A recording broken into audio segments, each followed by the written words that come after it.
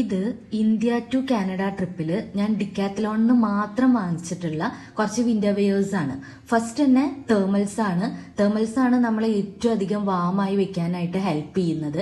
അപ്പൊ അത് എന്തായാലും ഒരു 2 to 3 പെയേഴ്സ് വേണം.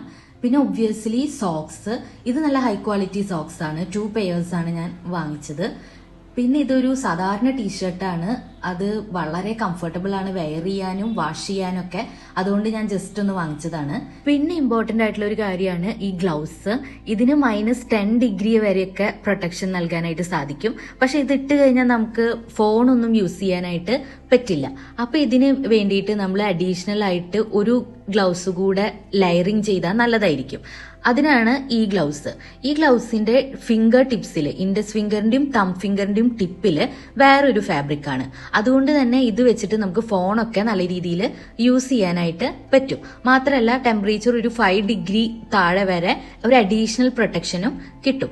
പിന്നെ ഇതൊരു ജാക്കറ്റാണ്. നമുക്ക് സ്നോഫോൾ ഒക്കെ ഉണ്ടാവുമ്പോൾ യൂസ് ചെയ്യാൻ പറ്റുന്ന രീതിയിലുള്ള ഒരു ജാക്കറ്റാണ്.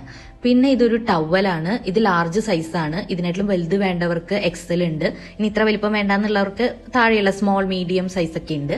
പിന്നെ ജാക്കറ്റ് എനിക്ക് ഇഷ്ടപ്പെട്ട കളർ അവിടെ ഉണ്ടായില്ല. അതുകൊണ്ട് തന്നെ നമ്മൾ ഓർഡർ ചെയ്യാണ് ചെയ്തത്. ഇതില് പല ഐറ്റംസും എനിക്ക് എന്റെ സിസ്റ്റർ ഗിഫ്റ്റ് ചെയ്തതാണ്. I am so grateful to have a sister like her. അതിപ്പോ എനിക്ക് ഇങ്ങനത്തെ സാധനങ്ങളൊക്കെ വാങ്ങിച്ചു തന്നത് കൊണ്ടല്ല, അറ്റ് ദിസ് മൊമെന്റ് എനിക്ക് ഇതെല്ലാം അഫോർഡ് ചെയ്യാൻ പറ്റും. I am so grateful for that. എങ്കിൽ പോലും അവളിപ്പോ വേറൊരു രാജ്യത്ത് വളരെ ബിസി ഷെഡ്യൂളിൽ വർക്ക് ചെയ്യാണ്.